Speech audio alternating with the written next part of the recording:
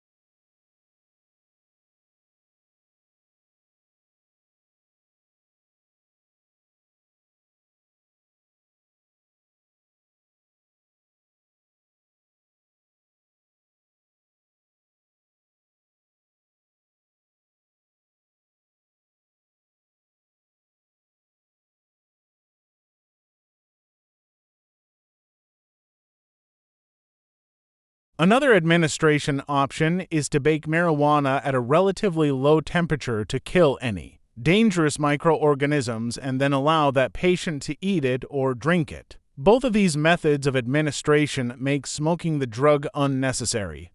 However, criticism of medical marijuana has also been raised because, as a natural plant, it cannot be patented and marketed by pharmaceutical companies and is unlikely to win widespread medical acceptance.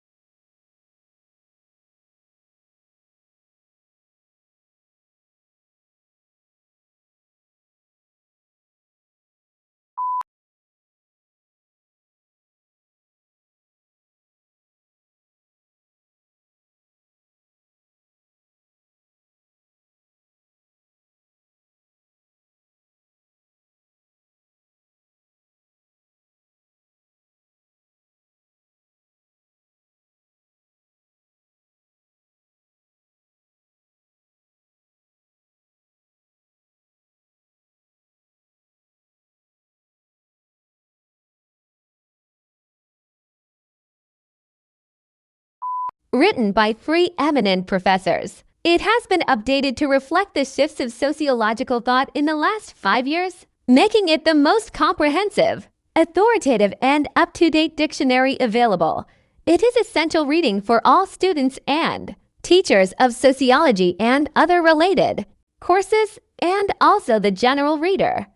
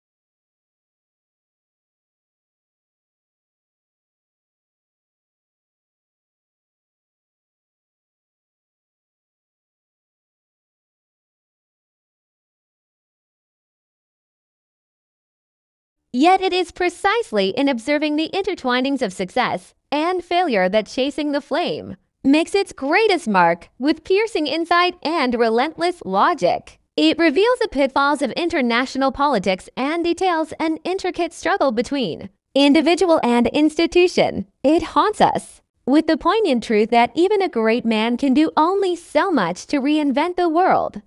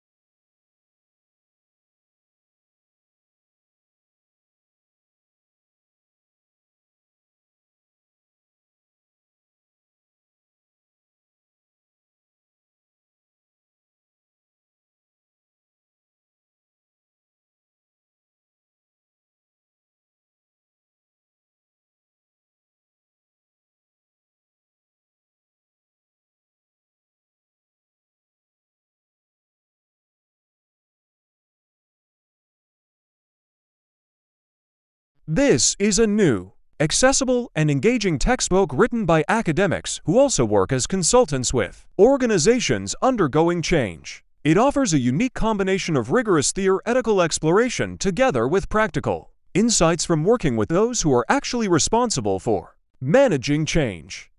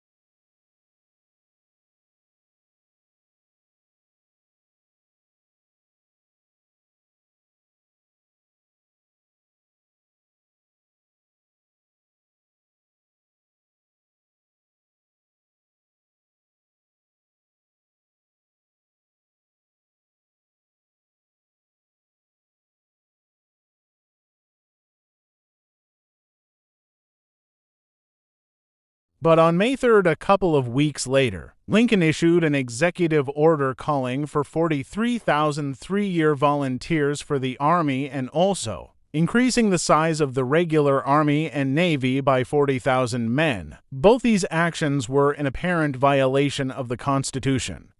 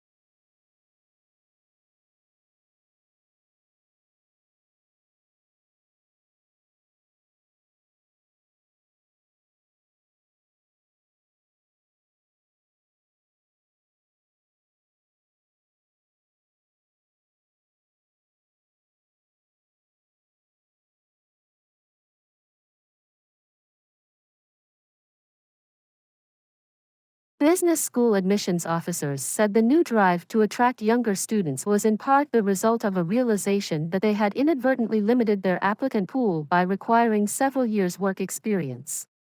Talented students who might otherwise have gone to business school instead opted for a law or policy degree because they were intimidated by the expectation of work experience.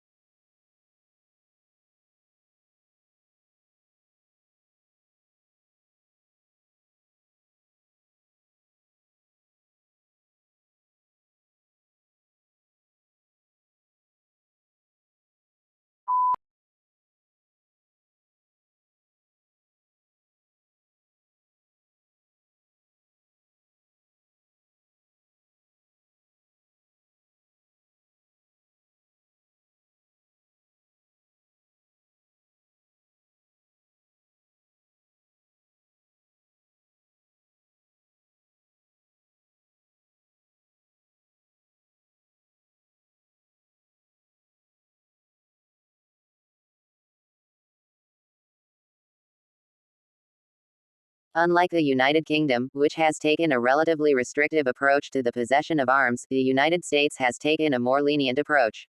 In the United States, three models have evolved regarding the interpretation of the meaning of the right to bear and keep arms as delineated in the Second Amendment.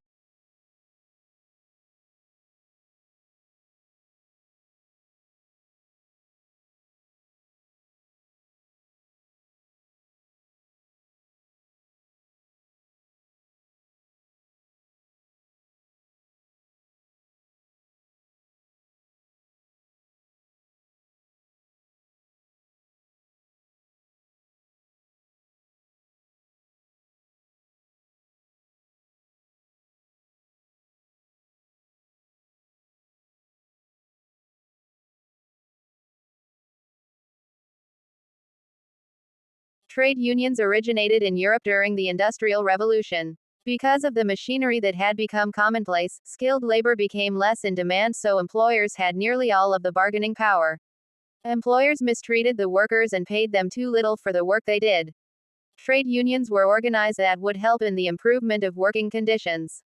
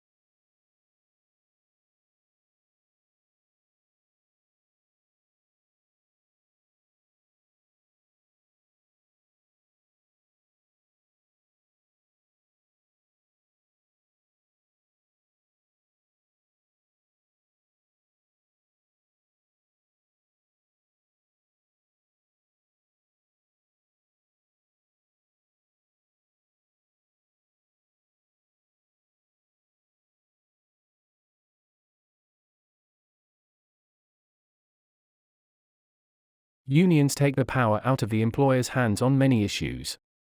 There are examples of cases where workers were engaging in sexual or racial harassment, but were protected by their unions and allowed to keep their jobs. Poor workers and excellent workers often receive the same pay and raises, giving no reason for a person to work harder than necessary at their job.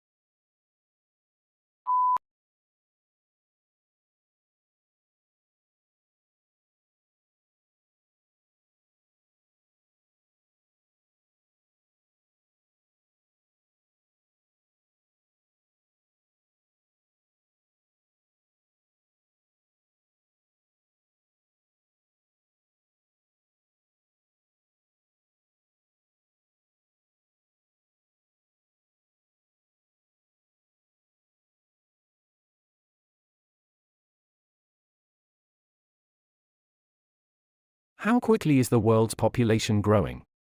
In the United States and other developed countries, the current growth rate is very low. In most developing countries, the human population is growing at a rate of 3% per second. Because of this bustling growth rate, the human population is well on its way to reaching 9 billion within the lifetime.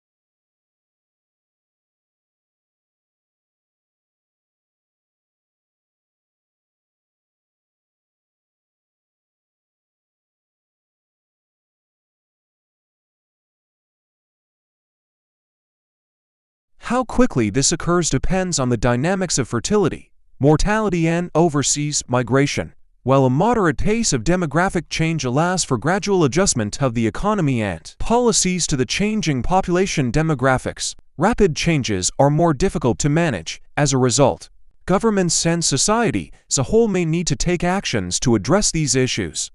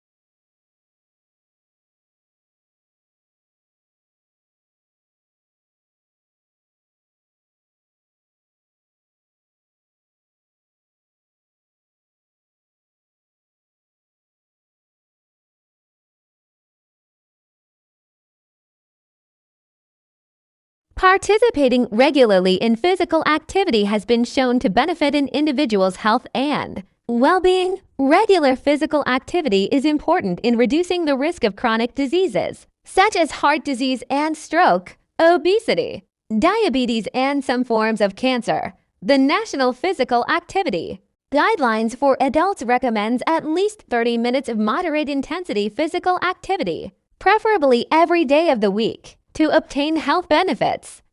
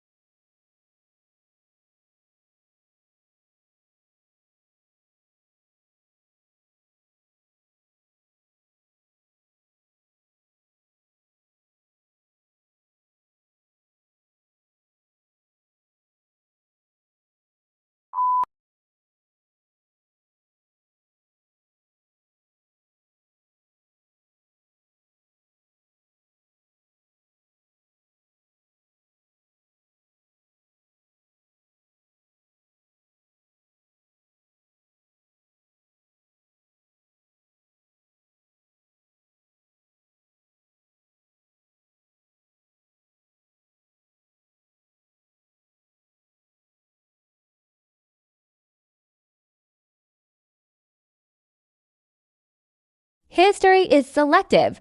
What history books tell us about the past is not everything that happened. But what historians have selected, they cannot put in everything. Choices have to be made. Choices must similarly be made about which aspects of the past should be formally taught to the next generation in the shape of school history lessons.